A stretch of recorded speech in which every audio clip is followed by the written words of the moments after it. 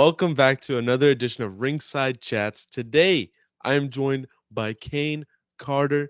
The man has wrestled all over the United States. He's even wrestled for AEW. He's a graduate of the Dustin Rhodes Wrestling Academy. This man is extremely talented, and we are so grateful to have him on our podcast. Thank you for that very well introduction. And let me tell you that this man is the GOAT right here for keeping that energy because he has said this intro many of times. So for that, thank you. I want to, thanks Kane for your patience because I got a little frustrated. I, I'm pretty sure you're a little frustrated too, or not. no, Yeah. no, So good man. this is like the fifth, sixth time recording this because of internet issues, but we're gonna get it done right now. Let's get into it Let's get it. now. Everything we've said in the past recording, we're throwing it out the window. We're just gonna start completely fresh, completely new. Cool. Kane Carter, we're going different route this time. I want to ask you, what is your very first memory of professional wrestling? My very memory, aside from watching it in front of a big ass TV in my living room, sitting crisscross applesauce is like this big Caine Carter. um, Man, my stepfather is the one who introduced me into wrestling. So him and his took me to a live professional wrestling event. That's really my first solid memory because what I remember is at the time I had already liked Trish Stratus. I knew her music when it came out, and my uncle, or I called him my uncle at the time, my stepdad's cousin, whatever. He saw me get excited, so he took me and put me on his shoulders. And at the time, I was just a little dainty little kid, I was like, can I watch this? Like, I know I watch it at home, but is anybody going to get in trouble? Because my mom used to tell me about, like, not watching the women because she knew about the bra and panties stuff going on in the Attitude Era. So, like, I have flashes of memories that lead up to, like, that core memory. But, man, when my uncle put me on his shoulders to watch Trish Stratus live, that was really what stuck with me throughout uh, growing up. I think every young man who grew up with that generation of wrestling was a fan of Trish Stratus in some way. I remember like being 4 years old and watching her and Lita main event Raw, and Uh, it actually like blew my mind how great of a match it was because the whole time I watched Lita with the Hardy Boys who were my favorite, right? And I never right. really seen her like do much inside the ring, but I was like, holy crap, she's amazing, she's awesome. Yeah, But yeah, it was and man too. exactly, That and was and the Trish Stratus Mickey James rivalry in the early 2002 that really like got me hooked onto women's wrestling. But that's so cool that Trish Stratus is such a big part of that core memory for you. yeah. Have you ever been able to meet her? No, no. Never got to see her live. Nothing like. Oh, besides that first time, I didn't go to much WWE events later on growing up before she left wrestling or whatever. And since she's been back, I haven't got to see her live or haven't been anywhere that she's been. So no, unfortunately not. Hopefully there's that time to come. No, Yeah. I'm still a big fan of her. I think she'd appreciate hearing that story too. So hopefully that meeting will happen at some point. But growing up and going to these WWE events with family, was your family also like big fans of the product? Not my entire family. No. I have cousins that tell me that they watched it growing up because they watched wrestling in the Attitude Era. But for me, it was a huge thing in my household because my stepfather introduced me to wrestling, and his father loved wrestling. So it's like a trickle down effect. They would tell me about times where they would go see the Von Erichs at the Sportatorium, and Oh. I knew about the great Kabuki coming to my small hometown and performing in the high school gym.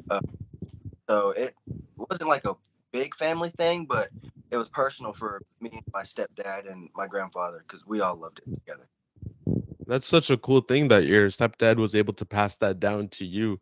And obviously, looking at where you're at now, it's become a huge part of your life, in some sense.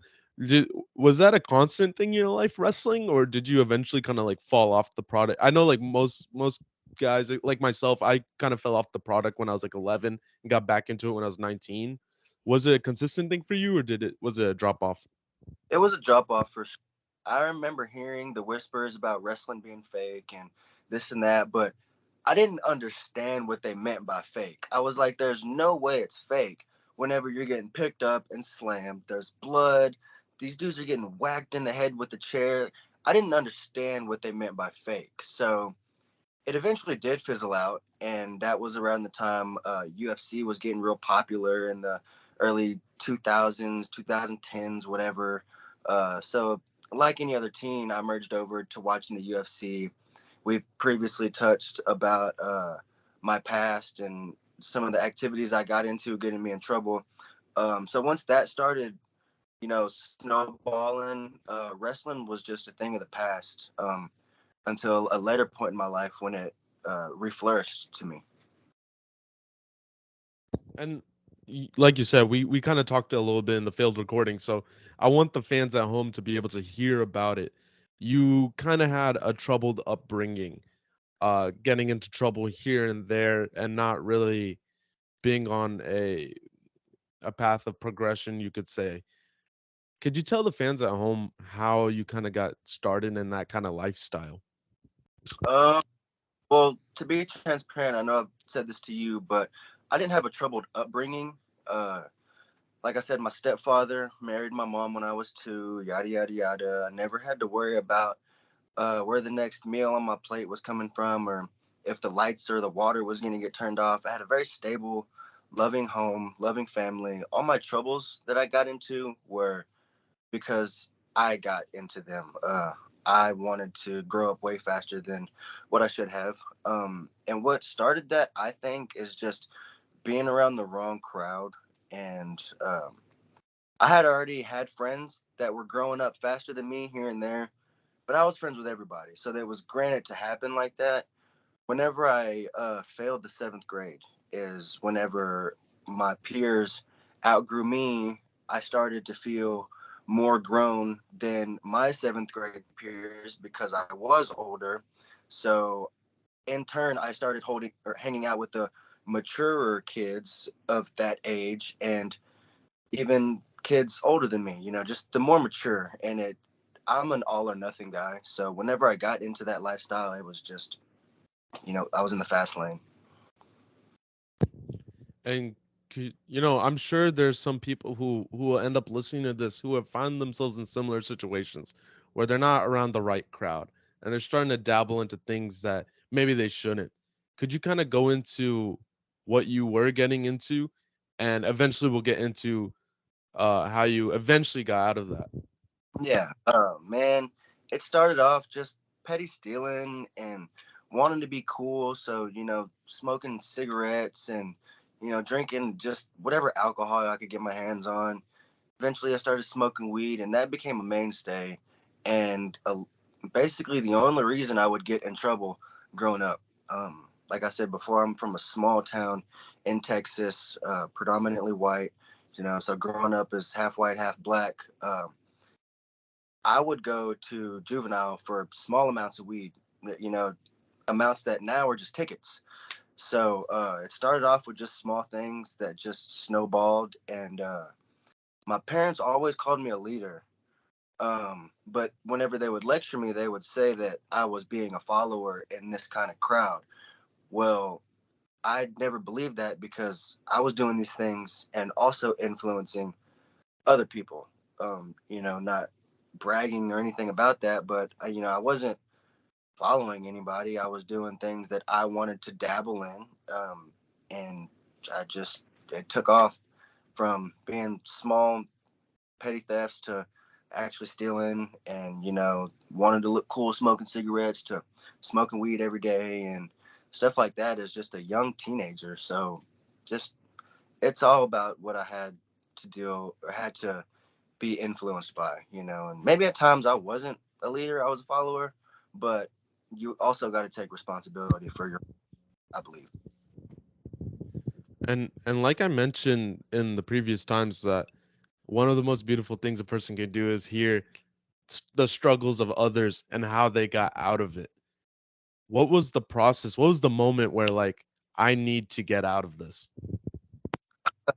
When I was stuck in jail and my mom couldn't get me out. Um, excuse me. My mom always got me out of trouble when I was a kid. If I was grounded, I could talk my way out of it. She would go up to the school sometimes and, ask why I was getting in such severe trouble. And sometimes she couldn't get me out of the trouble in school. But whenever I went to jail, my mom really couldn't get me out, and that was like whoa, I cannot let have somebody else control my life. That's not how I think life should work for anybody. Granted, the people that are in that system for the heinous acts and stuff like that, they deserve to be under that kind of thumb, uh, watch 24/7, whatever. But like for smoking a gram of weed or having that in your possession, as a young teenager, like people make mistakes growing up. So I started to realize later, whenever my acts were continuing into me being a young adult and transitioning from juvenile to actual jail, I couldn't let another person control my life like that. So I had to take grasp of it. And that was a kind of the catalyst of me just calming down. And even that didn't even transition into wrestling immediately. I would work blue collar jobs. I've worked just about everywhere around my hometown and things like that. So, I got out of it well before I found wrestling, luckily. And in those experiences where you couldn't get out, your mom couldn't get you out of jail. Were there experiences you had in jail that kind of quote unquote like scared you straight, or like what were the experiences like? This can't be my lifestyle. Are there any like specific memories that still stick with you? Um, Jail memories, yeah, but nothing that were just triggering. Like, I've always been pretty wise, and knowledgeable, that I would like to assume for myself. So like it wasn't a hard connection to piece together that this is not the lifestyle I wanted when I was in jail. But I mean, I have jail stories, but nothing too traumatic that flipped that switch, because I myself and even COs in jail would know that I wasn't supposed to belong in a place like that. I had multiple correctional officers tell me, "Kid, you don't belong here. Get out and live your life." So nothing was like a catalyst, but I mean, I got some stories. I'm sure. And you said when you got out, you got your hands on work, right? Working everywhere you could, building up your experiences. And since you got out and you started working, did you kind of have like a newfound appreciation for like day-to-day life? Absolutely. I very much understood the value in the mundane, like waking up and actually getting to make your bed.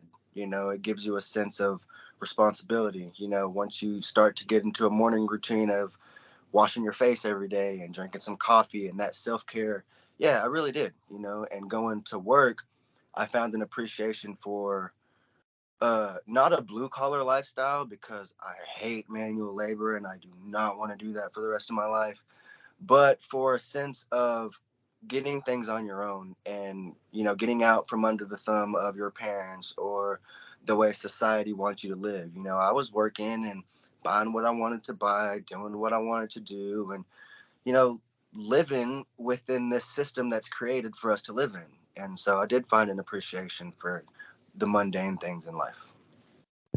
And how did professional wrestling work its way back into your life then? Well, there was an instance where I was living in Florida, and I had this panic attack, my first and only ever panic attack. But leading up to that, I felt myself getting on edge and eerie about life and things. So I would put on wrestling at night just to fall asleep to. Old TNA clips of AJ Styles, Samoa Joe, old WWE highlights and stuff. So that transitioned into whenever I moved back into my mother's house in Texas. Well, she took a notice of those things and bought me the newest WWE, which was 2K19. Uh, Man, whenever I plugged it in, I didn't know 90% of the roster. I didn't know Kevin Owens. I didn't know Shinsuke Nakamura, Sami Zayn, none of these Ring of Honor or Japanese guys. Um, So like it piqued my interest to do more studying. How I got into it myself is that there was a small promotion that came and ran in a hole in the wall bar at my hometown. And my buddy told me about it, and I didn't believe him. I was like, man, no, it's not coming to this small town. But whenever I saw the flyer, I was like, oh, they're not coming to my hometown without me at least like trying to help out, get involved some type of way.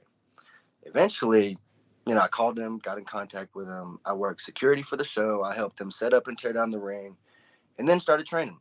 So it was like the waterfall effect of just things that fell into my lap. Wow, that's genuinely incredible. And it's funny you mentioned like 2K19. You saw the whole roster, and you're like, "Who are these guys?" I Yeah. had a really similar experience in 2019. My brother got me tickets to go see Elimination Chamber, 2019. I hadn't seen wrestling since I was like 11, so I didn't know what was going on. But I saw guys like Jeff Hardy, Samoa Joe, AJ Styles, all these guys I watched as a kid. I was like, "Oh my god, this is really cool." And I saw like the Usos. I was like, "Who are they?" And like all these guys. I'm like, these guys are really good, but I don't know who they are, and that kind of like prompted my interest back into it too. We have like really similar time frame right there. But I want to take it back to the first thing you said. You said when you're living in Florida, you kind of had a panic attack, and your first one, the only one you ever had. What kind of triggered that for you, if you don't mind me asking? Um.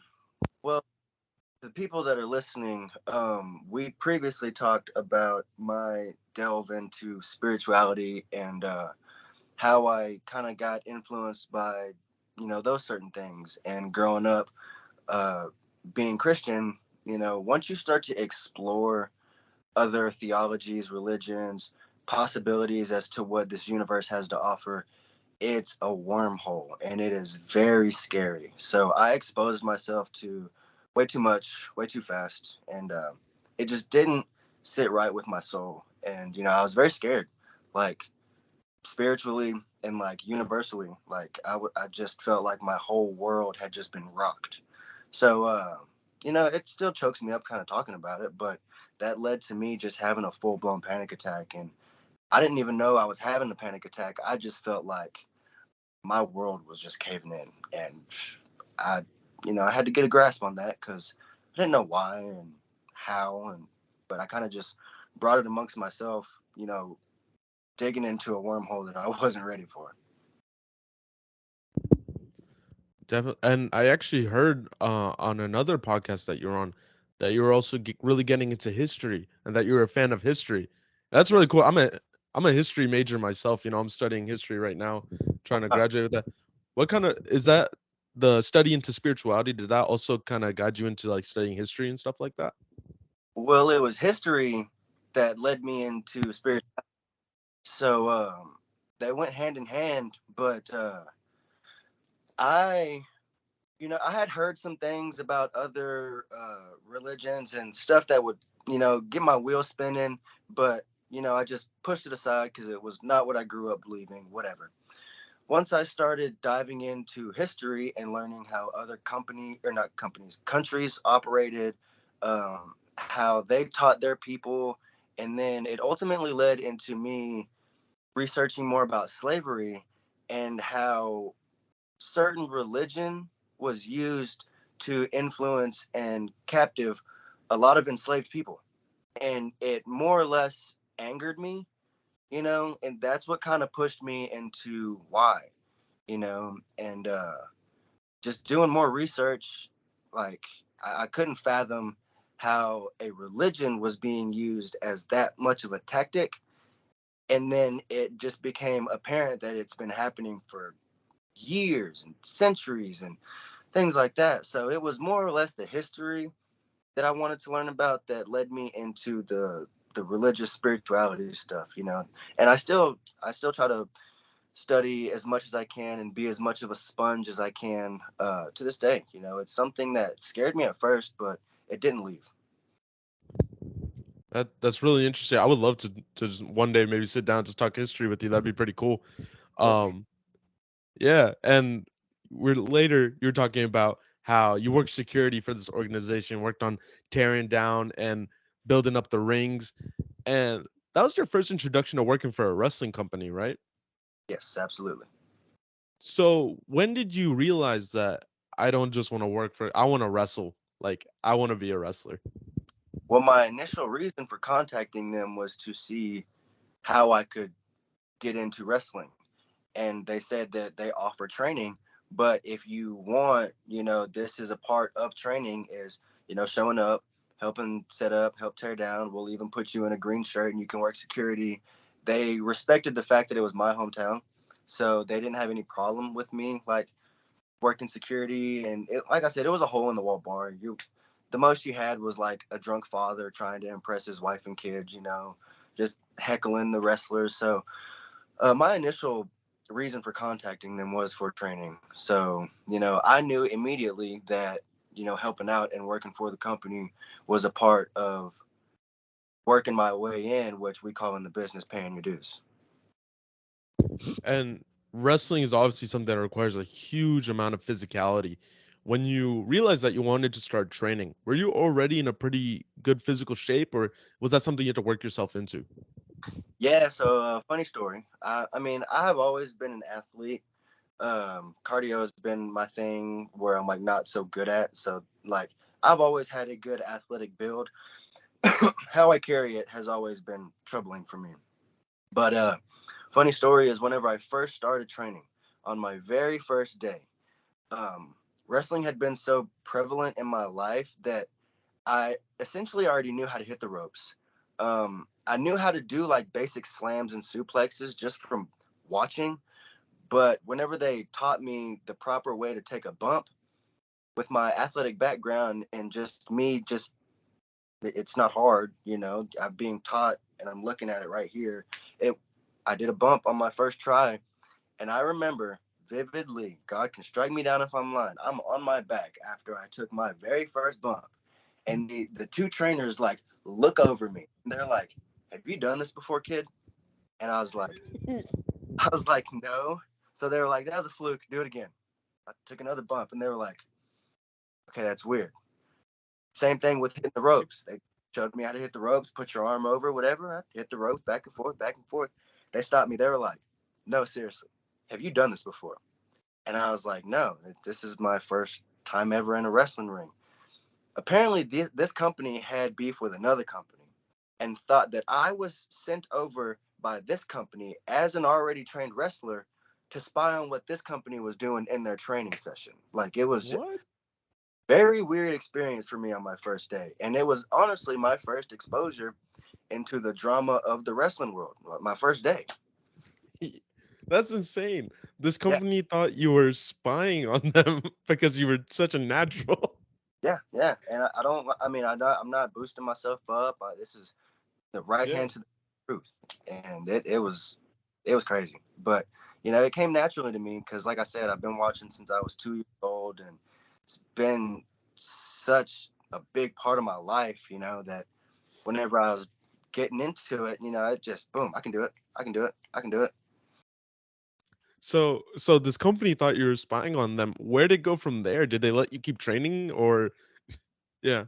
Yeah, yeah, they believe me. I mean, I told them I've never even heard of whatever indie company that you're talking about. So we continued training for about 4 months. And what Yeah. I caught is that I was the most athletic person in that Mm. group. So I felt like eventually they got to a point where they were using me for their test dummy, to do all their moves and get their shit on. Oh. So so you feel like they're kind of using you at that point, you would say? Yeah, more or less, I felt like I was putting in a lot more than what I was getting out. Like I said, if you teach me how to do a suplex, give me 3, 4 times, I can do a suplex. And mind you, this Yeah. first few weeks into wrestling, you teach me how to give a pump handle slam 2, 3 times, I can do it. So like, let's progress, And it got to the point where we weren't progressing, and training was them practicing a lot of moves for shows that they had coming up that I wasn't going to be wrestling for. So it got to that point where I was like, what are we doing here? Yeah, did they had no interest on having you work those shows? Um, I think that they wanted it to be a long term thing to where they fully trained me. And I don't know how long that would have taken had I not left. So and in that whenever I left, they weren't too happy about it because they thought I was stepping on their toes by going to find another trainer. When the funny enough thing is, the trainer that I left for is the guy that trained the man that was training me. So I left my trainer for his trainer. And so you decide to leave. And how quick was the process of changing schools? Or did you have to take your time and No, immediately? Yeah. yeah. Okay. So he So took. how sorry, go Sorry. ahead. Oh. Well, he took me to his trainer just for a one-off class. You know, he's like, "Hey guys, I'm gonna go introduce you to this guy. We're gonna train in his ring, and we're gonna get training from him." I naturally felt like I learned more from that guy in one day than I had in the past few months working with the original guy. That I was like, "Hey, can I come back to you instead of working with this guy? Like, I would like to be trained by you." And he said, "Yeah." And the next week, I was training with him. Wow. So what I'm really curious about is in this training process, when did you decide that Rhodes Wrestling Academy was the one for you? I didn't decide that. Whenever I got accepted into the Rhodes Academy, it was honestly a shocker. But by the time I had got accepted into the Rhodes Academy, I had already traveled and moved up to Denver, Colorado to train with Rocky Mountain Pro. So Really? yeah, that came before the Rhodes Academy. Okay, okay. So what prompted you to move to Denver to Rocky Mountain? I had my stimulus check, I had my income tax, and I had my unemployment all within the same month. I had $10,000 cash. And I said, I need to do something with this or I'm going to spend it all and I'm going to just waste it away. Um, so, I got to looking up schools and it was either Rocky Mountain Pro or Reality of Wrestling. And Reality of Wrestling didn't have an email to contact and nobody answered their phone. And Rocky Mountain Pro emailed me back the very next day. So I left. That's interesting that like the school Reality of Wrestling in Houston is an option, which you're a Texas guy. You're not too far off, right? But the Right. next best thing for you is Colorado, pretty far off. That was whenever I didn't know too much about the wrestling schools. Yeah. I didn't really know what I was doing with my life at the time, except for I knew that I had to continue wrestling. I had a few matches under my belt, very limited training. Actually, I had one match under my belt, very limited training, and I thought that the next best school for me was like a Shawn Michaels school in San Antonio or the however you train to get into WWE. I didn't know about smaller schools until I started looking them up on my phone one day. And at that point, I thought Reality of Wrestling was the only reliable training school in Texas. Because whenever I looked it up, there's a list of them, but some of them they don't run anymore. Some of them, whenever you look at the logo and like whatever they have on the internet, you can just tell that it's a hole in the wall. Um, but Reality of Wrestling and Rocky Mountain Pro had weekly productions, and I saw that. So I was like, these are premier promotions that I don't even need to waste no time with. And the fact that Rocky Mountain Pro messaged me back the next day, they emailed me and said that we have tryouts on the first Tuesday of every month. Well, the first Tuesday of that month happened to be the day after they emailed me. So I moved to Colorado on a 20-hour notice. That fast? That fact, I packed up my stuff. I told my family goodbye, had 4 hours of sleep, and I drove 12 and a half hours straight to Colorado the next day. That is insane. That's actually insane. That's just the dedication that I had, man. I couldn't drop the ball on having that much money and somewhere to go in my life. I just couldn't drop that ball. Yeah. So how long were you training at Rocky Mountain Pro? I'd say I think it was honestly 6 months exactly. No, I think 5 months maybe. Um, I traveled there and I moved in with the owner slash trainer. I slept in his basement. Stayed there for about 5 months until the money ran dry and I had to get an actual job. And even that was too much for the economy that is Colorado. Like everything is more expensive in Colorado compared to Yeah. Texas. On top of how far away from the training school I lived, which was an hour away, spending money on gas every other day and just not making enough income. Uh, Essentially, I was paying my rent, but not my school tuition. And, with COVID happening, my aunt almost, so like, that's what kind of brought me back to Texas. So overall, I think 5 months. Okay. Okay. And how would you describe your experience in Colorado, the training? That training is what molded me to be who I am today. I had the best training in Colorado, and I even took training techniques that I learned from Matthew Yaden, which is the head trainer in Colorado. I took techniques from him and brought them to the Rhodes Academy. And I would take guys to the park 2 hours before our class with Dustin started. And, I was doing some of these techniques with the guys, helping them on their footwork and things like that. So Rocky Mountain Pro gave me the best training that I've had to date. That's incredible. I could only, Rocky Mountain has a pretty big name to it. Even guys in Texas like myself who are barely scratched the surface with indie wrestling, we know about it, right? There's Right. been big names coming out of that school. So it's amazing the experience you had over there. And obviously you got to come down to back to Texas, and the way Rhodes Wrestling Academy works, it's an application process, right? Yeah, yeah, you gotta send in your information and you gotta cut a 2-minute promo as to why you should be accepted into the Rhodes Academy. A promo. Yeah, yeah. Yeah. So what was your promo like? It was a shoot promo, um, that I started in someone's front yard, and that I took a chance on myself and I moved 20 hours on a single day's notice to train with Rocky Mountain Pro.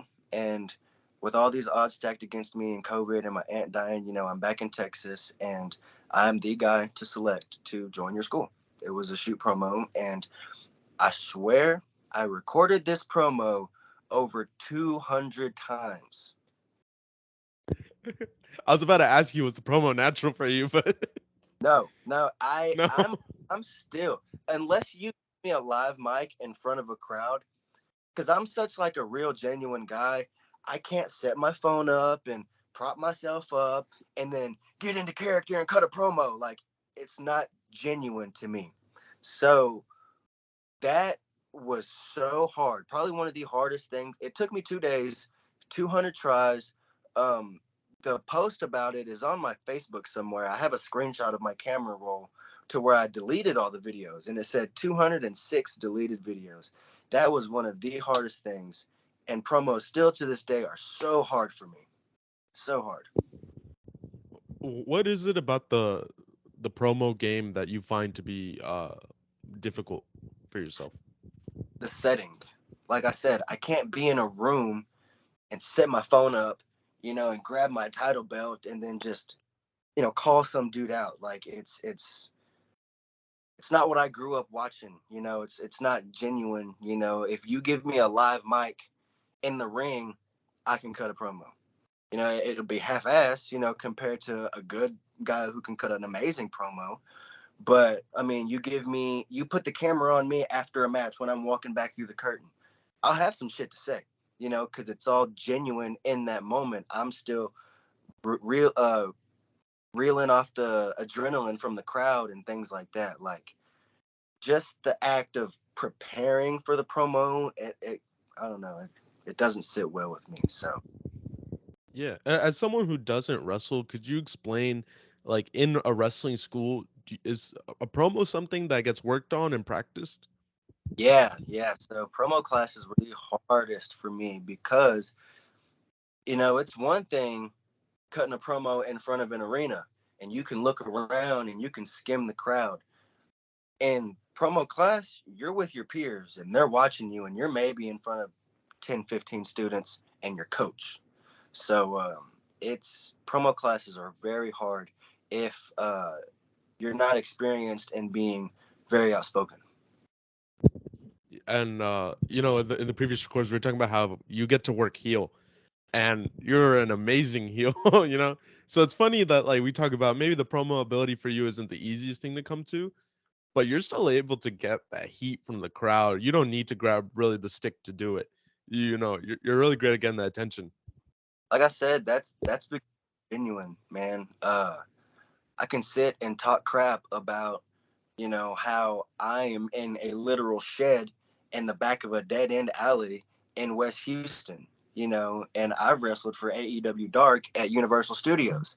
You know what I'm saying? What This is a dump to me, and like, granted, I love the Premier Arena, I love PWF, I love the guys that I'm working with, but that's a genuine thing that I could ride with, because it is a shed in the back of a dead end alley in West Houston. And I can say that I've wrestled in Universal Studios. I can say that I've wrestled in premier breweries across Texas, Denver, Colorado, Dallas, things like that. I've, you know, traveled to Oklahoma to wrestle in nice high schools. And like, so whenever I get heat in the premier arena, it's so easy. But I also feel like it's because I did come to the Premier Arena as a face at first, and they liked me. I had a little reputation before coming in, so they accepted me really well. And whenever I turned heel, it was on the number one baby face in PWF, and quite possibly the entire Houston Premier Arena, no matter what promotion it is. Chris Carter, it's Carter versus Carter. The story writes itself, and I feel like they really latched onto that, and they love to boo me now because it's so easy and genuine. Do you find it easier to work babyface or heel? We talk about how in the business it's obviously easier to get booed. Mhm. Which one do you enjoy more though? I enjoy working as a babyface because you have to work. Um, if you're a boring wrestler and you're not engaging with the crowds and you're just going through the motions of the moves and the slams and whatever, they see that 6, 7, 8 times throughout the entire night. Chances are you're going to hit some of the same moves that they're going to see 3, 4, 5 times. So being a good guy and a baby face to get cheered, you got to work for it and you got to make them cheer you. You got to give them something to be invested in. Like, if you get your ass whooped in a match and then just come back and get a 1, 2, 3, it's like, okay. But if you're getting your ass whooped and you have a build up and you're engaging with the crowd and you're giving them these facial expressions and things like that, then they're latching on to the small things that make it worth it. And I mean, I'm not going to say I'm the greatest at that, but that's an art that I see it's not lost. It's probably not taught as well as I've been taught to do so. Being a baby face is an art and it is tough. You got to work for it. And as a babyface, what would you say? You have a rich wrestling experience across the country. Um, what crowd do you think has had the best response to you as a babyface across all the companies you've worked? It was definitely it's probably a given because it was in a hardcore match. The match itself is a stipulation to see, but for Heart of Texas Pro Wrestling, I was in a hardcore match against Matlock, and it was a very intimate setting where it was in a VFW. The roof was low, and there wasn't too much space for people to be spread out. It was very intimate, and I had already gotten some good steam in Heart of Texas Wrestling prior to that match, but everyone wanted to see me whip Matlock's ass. And the fact that there were weapons involved and it was so small and intimate and thumbtacks are flying into the crowd, like we're beating each other's ass around the ring. It was like, I felt like in that moment, I could do no wrong. And whenever I was at the Rhodes Academy, Dustin said that about his match with Cody at Double or Nothing, whenever they were doing all that bleeding. The story writes itself. And like I just said previously, aside from the moves that you do, it's the moments that you give them. It was brother versus brother. Their father had died. One of the brothers left and started this new company. The other brother came in. One's in this generation. The other one's trying to prove that his generation can surpass the other generation. The story writes itself. And Dustin said that in that moment, he thought that they could do no wrong. And that's how I felt in the moment with Matt Locke, because we had a story, we had a build up, we had a massive heel and a massive baby face, small setting. That was probably one of the best reactions that I've got. One of the best nights I've had in a while. Would you call that the best match in your career? No, no. No, what then? What would you? Well, uh, I don't know. It was very clean and crisp from a hardcore standpoint. Best match of my career, personally, I think is against Stevie Hendricks. And I may be holding on to this match, pretty tight. But with the match that me and Stevie put together in front of the limited people that was there to see the show, we went out there and we hit on all cylinders. I got booed massively. He got cheered massively. We had no mess ups in the ring. We had a good story told match, and I felt like it was flawless, and up to that point, was the best cosmetic match of my career, move wise and crispness and stuff like that. So it stuck with me emotionally. Matt Locke, it was a great match too, but I think it's still Stevie. And what promotion was that match for with you and Stevie? That was Heart of Texas Wrestling. That was my Heart of Okay. Texas Wrestling. Really? Okay. Because now I have to go and check that match out. When you talking about it like that, I gotta check it out. And we kind of got off the track from your the tapes you sent in for your Rhodes Wrestling Academy promo. You did 206 takes. You finally sent one in. When did you hear back from them? It was, I think it was a month or two later, because I didn't know he was accepting students in waves of classes, class one, class two, etc., etc. So whenever I sent the promo in, I thought, well, this one's good enough. I didn't stutter, I didn't mess up, whatever. So whenever I saw that he chose the first class, my my mind immediately just went back to Rocky Mountain Pro, because I was like, okay, I obviously didn't get accepted into Dustin's. I need to start saving to go back to somewhere I'm familiar with. And it was, I think, a month after I had come up with that conclusion that I was just at work one random day, and he called me, and it really blew my mind. But the reason I knew for sure it was Dustin is because he sounded so much like Cody. So I was like, oh yeah, this is legit. So it was a shocker, man. What was that conversation like? The very first one where they're telling you, yeah, you're coming to Rhodes Wrestling Academy. Um, it was him saying, hey, is this? Well, I'm gonna say my shoot name. He's like, hey, is this Lathan Bennett? I said, yeah. Who's this? This is Dustin Rhodes. And I was like, oh wow, well, hello. And he was like, hey, I saw your promo, and I like it, and the energy was there, and I think you'd be a good fit for our camp. And I was like, wow, thank you. And I'm real well spoken and respectable. So, I was just honored and telling him, that this would be a great opportunity for me. Thank you, this and that. It was very professional, I will say. And then he handed the phone over to his wife, which is Terrell, who explained to me that there'll be a contract. And then obviously there's going to be tuition and things like that. She gave me the options for tuition. And it was just very professional, the phone call. Onboarding process, like once you got into Rhodes Wrestling Academy, did you just kind of like snap into it and get easily fit into the process?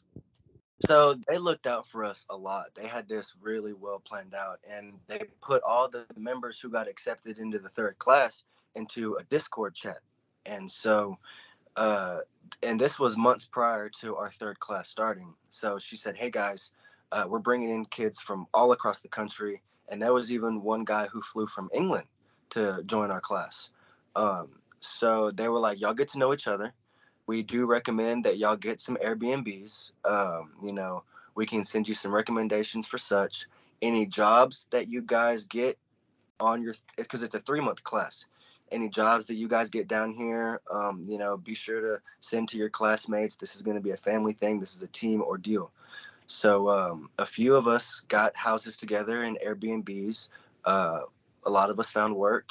All the kids flew in, and it just started from there. So they looked out for us really well instead of just telling everybody to fend for yourself. You're accepted. That sounds like a really cool experience that they just don't bring you in and like, all right, pay your money and we'll teach you, right? It's more like you're accepted into almost like a community and it Yeah. turns into family. That's incredible. And I would imagine training at the Rhodes Wrestling Academy, you get to train with Dustin. Did you get to work with Cody at all? Yes. So Cody was my way into AEW. Um, Oh, okay. I was gonna yeah. ask that. Yeah. Yeah, so it wasn't Dustin, it was Cody, because I'd like to say that I earned everything that happened for me in my career through the grapevine because I put in the effort to cut 200 promos and get accepted into the school. Whenever I got into the Rhodes Academy, I busted ass, and we can get into that. But Dustin saw that to the point where Cody contacted Dustin and said, "Hey, I need your school, your facility, to record a segment for Dynamite, and I need a few of your students to get in the ring with us." So he picked me and the guy that flew from Scotland, because the guy that flew from Scotland, he had 8 years of experience, 7, 8, 9 years of experience. Um, I had like a year and a half. So, that was great that he trusted me at a year and a half just as much as he did this other guy at 8 years. So Cody, Red Velvet, Brock Anderson, Arn Anderson, Big Shotty Lee Johnson, and Captain Sean Dean all show up. There's a big production team with big cameras, expensive thousands of dollars worth of film equipment. They all show up and we shoot this vignette. And it's the vignette that's leading into his third match with Malachi Black. Red Velvet smacks him. Arn Anderson pulls him to the side and was like, "Do you think your father Dusty cared for blah blah blah blah?" You can just go find that wherever. You'll see me in the ring. And because of that, to show his appreciation, Cody said, "We got to fly these guys out to Universal." It kind of brushed over my shoulder, and I didn't really know what he was talking about until Dustin's wife was like, "Hey, do you have any gear besides those lame shorts that you were gonna wear for the showcase?" And I was like, "No, I don't." She was like, "Well, we're gonna have to get you some gear. Dustin's flying, or Cody's flying you guys out to Florida. This is a big opportunity." And that's how that happened. That's how I got my dark match. That's incredible, man. That Malachi and Cody feud was awesome, you know. Yeah. Um, yeah, man. I think it might have been that feud where Arn Anderson turned into Glock Anderson, but uh, I think I'm not so. sure. I think it was. Yeah, yeah. Yeah, that's definitely a moment I'll never forget. But you traveled to Florida. You do AEW Dark. What can you say about your Dark experience? Because I've actually heard we've had a couple wrestlers been in Dark. We've heard some positive things and we heard some negative things before. How would you describe your Dark experience? It was all a positive experience.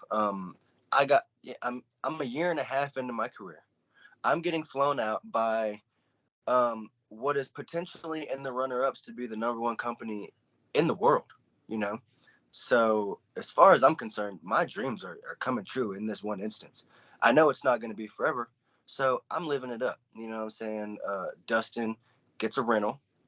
I drove the rental in Orlando, Florida, to Walmart to pick me up some essentials, and came back, and Sting's Sting's daughter-in-law is the social media lady for AEW, and she knew me because she would pop in from time to time at the Rhodes Academy.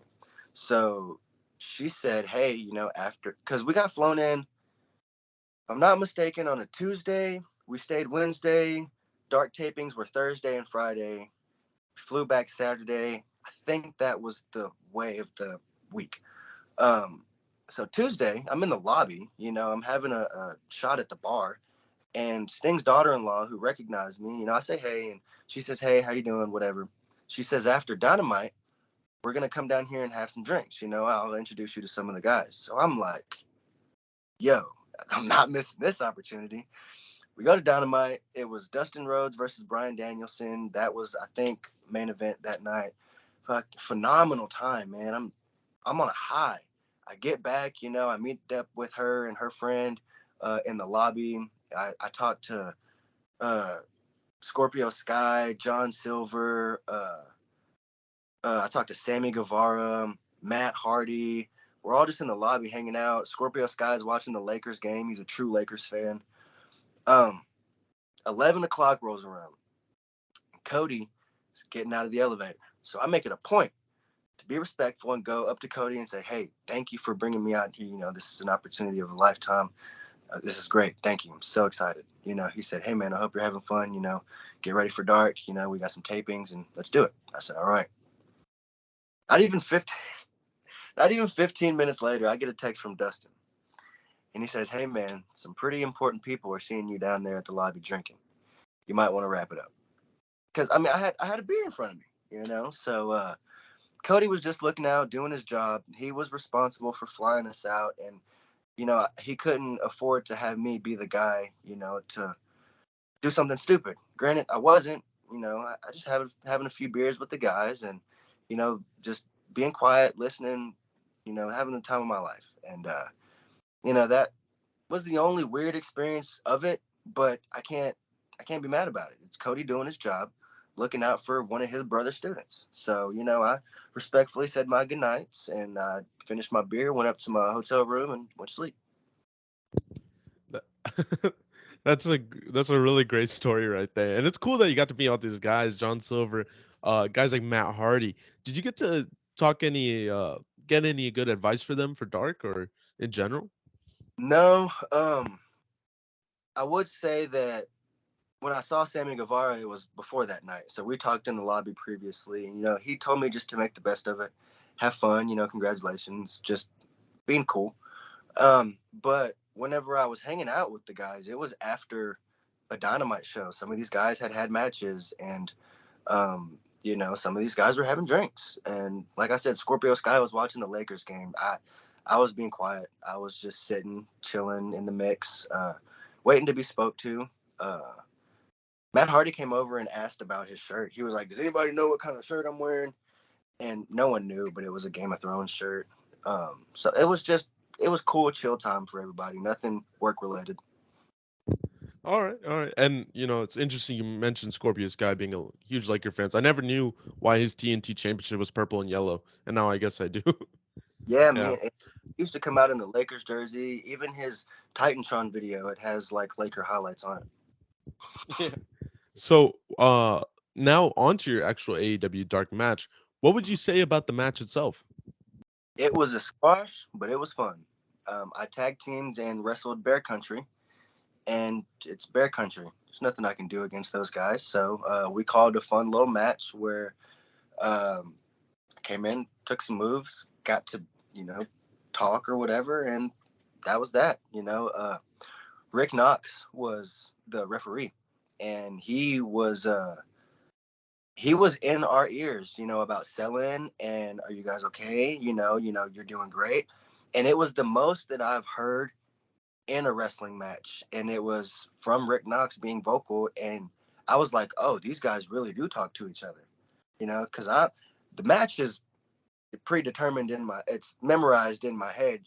It's Bear Country working these guys who are relatively green. We just went out there and had a few move squash match. I knew the whole thing top to bottom, whatever.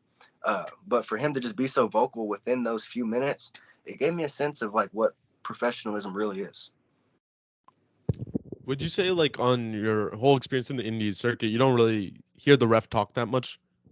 Yeah, 100%. And I fall victim of not talking as much either, because you do put a lot of trust into each other to memorize what you put together, and that's where the lost art of calling it in the ring comes, is because we're so keen on remembering the spots that you fall short of being vocal. I just did this last weekend. We had a great match where we had this build up, and some of it got flubbed because you get gassed and your mind goes blank or whatever, and you're just not being vocal through those moments. So yeah, everybody on the indie scene, I've noticed, is not as vocal as what we should be.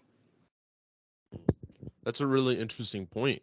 Talking, I've had conversations with guys like Max Castellanos or Moonshine Mantel. Those are guys who solely they don't like to talk before the match. They're like, we'll just call it in the ring, Yeah, So it's really interesting to hear both sides of the tale because some guys just wanna they only want to do it that way, and some guys like yourself, like maybe we should start communicating a little bit more during the matches, or that's something to be more aware of. So absolutely. you do the AEW dark match, you fly back to Texas.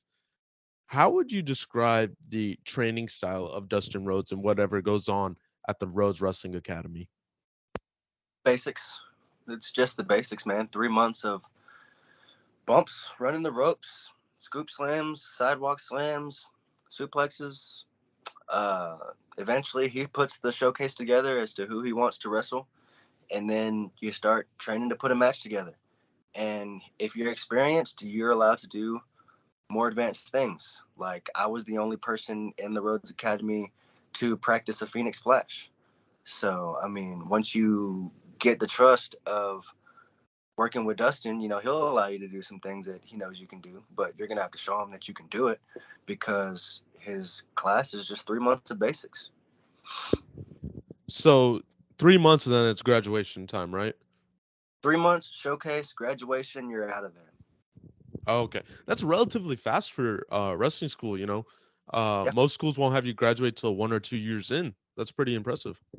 Well, I mean, it's impressive, and you can mold some people and give them their way into transitioning out into other schools. Because I can see how Dustin's a superstar. Some people thought that his school was a cash grab because, like I said, I was in the third class. His school was relatively getting its wheels spinning. Now he's in 8, 9, whatever he's in. Um, you know, it was trial and error for some things at the very beginning. So I didn't. It wasn't uncommon to hear people say that, man, maybe this is a cash grab. Maybe Dustin's just doing this because it's at the later end of his career, and it's. But once you get in there, man, like I said, it was his third class, so he was very intimate and very personal with us. 8, 9 classes in, rotating through hundreds of students.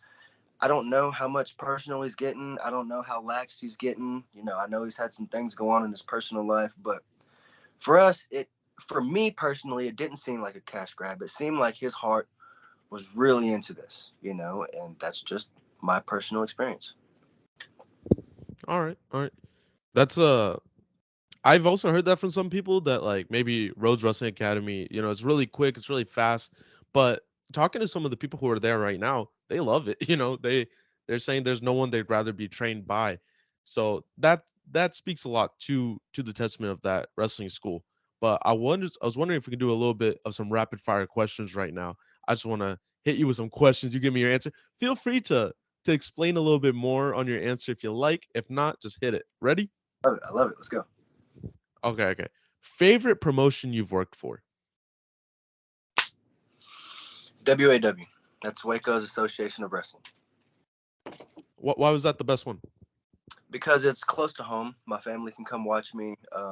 Me and the promoter have gotten somewhat close. There's been some professional things that have, kind of mended that relationship on my end. But other than that, it's kind of my closest to home promotion, and it's been a good run. It runs out of a town that I consider my second hometown. So I love it. What is the best venue you've wrestled in? Universal Studios for AEW, Orlando. Yeah. Aside from that, I would say WO in McAllister, Oklahoma. It's out of a high school gym, but their entrance ramp, stage, pyro, everything, it's top tier. Pyro. Whoa. Yeah, they have fire and smoke machines, so you get pyro. Nah, that's dope. And who would you say is your favorite opponent to work? To work on a consistent basis, Exodus Prime. I learned something from him working with him every time. Okay. Who has been your favorite tag team partner? Devion Black, my partner that I'm tag team champions with right here for NCWO in Oklahoma. We were just thrown together by the promotion of WAW, and we've connected and haven't lost interest in tagging with each other. We're now tag champions. We got a great future ahead of us. So, KOA, if you're wondering. And that leads me into the next question: tag team or singles wrestling? Singles. Why? It's more free. Once you get into tag team wrestling, you got to look out for not only your partner but your opponents and how they are formidable as a team. And that's when a lot of brains start getting into working into one idea. Ideas start clashing. I'm not a fan of multi-man tag matches or scramble matches or anything like that. Just give me one person. What story can we tell? Let's go make magic. You put on a phenomenal multi-man tag team match at PWF Anarchy, though. Thank you, thank you. I was working with professionals, man. All shouts out to T Ray. T Ray is notoriously known for being late wherever he's booked. So usually Ray's involved in the match, he'll show up, spit whatever he has planned for everybody. He's so well respected that we're like, all right, let's go with it. And you just I'm a throw in little what. I'm a little fearful of T-Ray, man. He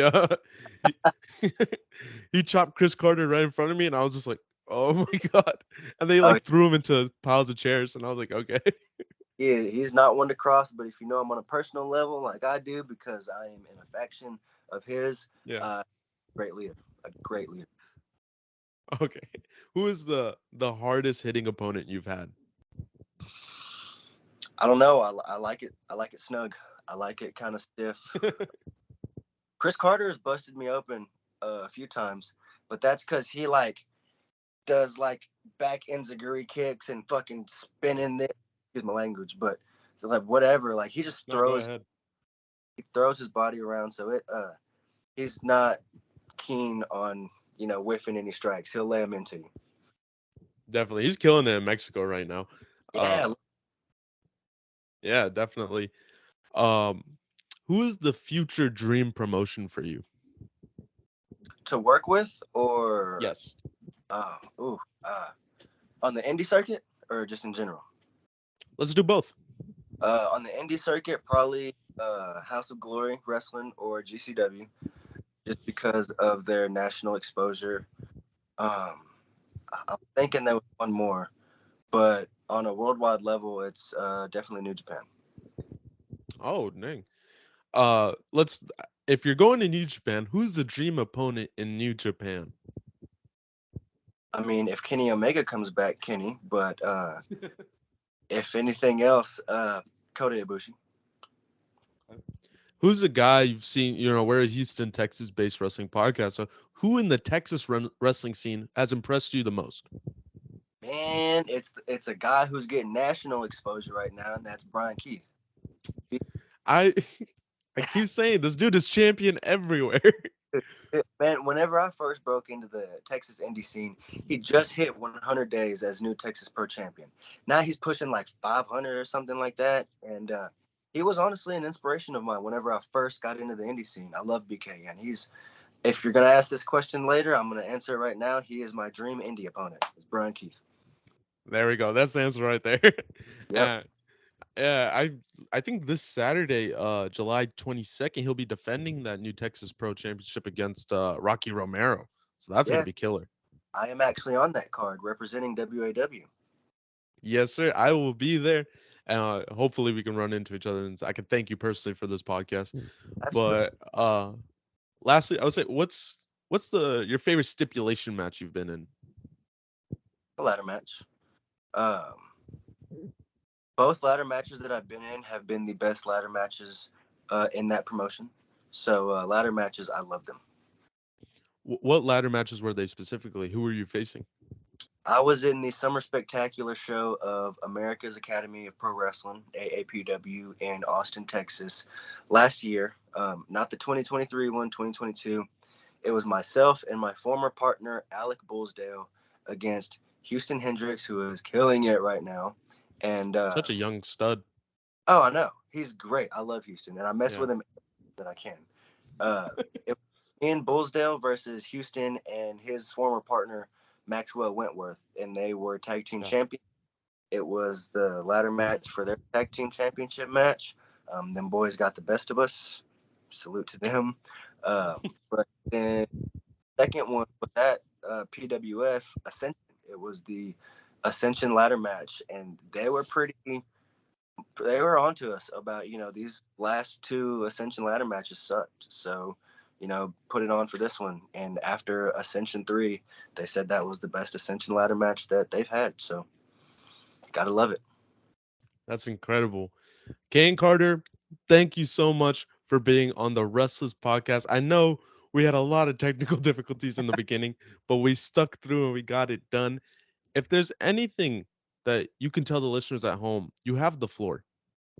Oh, man. I can get real motivated. And uh, we'll go back to a quote that didn't make this cut, but you said that it was a quote that stuck with you. I have said on a recent podcast, until life kills you or until death is knocking at your door, there's nothing you can't overcome. Anybody facing any adversities, any troubles, anything going on in their life that they think that, this is the end, or my life's over, or I can't get over this particular inconvenience. Until you're dead, keep working at just being the best you can possibly be. Nothing in life you can't get over until death is knocking at your door. And that is something I live by. That is something that has gotten me so far in life through my troubles and hardships. And it's given me a whole new outlook on life. So just keep pushing, guys. Keep stepping forward. For every few steps that you take back, make sure that you double those in steps forward. So thank you guys for listening. I appreciate you having me on the podcast, man. I love podcasts. So I wasn't going to let our little mishaps in the beginning get in the way of this one. I feel like it's been a good talk. I appreciate that. It's been a great conversation, and I appreciate that.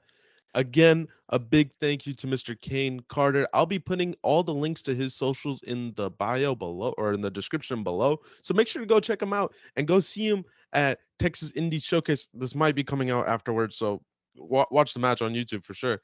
Yes. And as always, my friends, stay restless. Stay restless.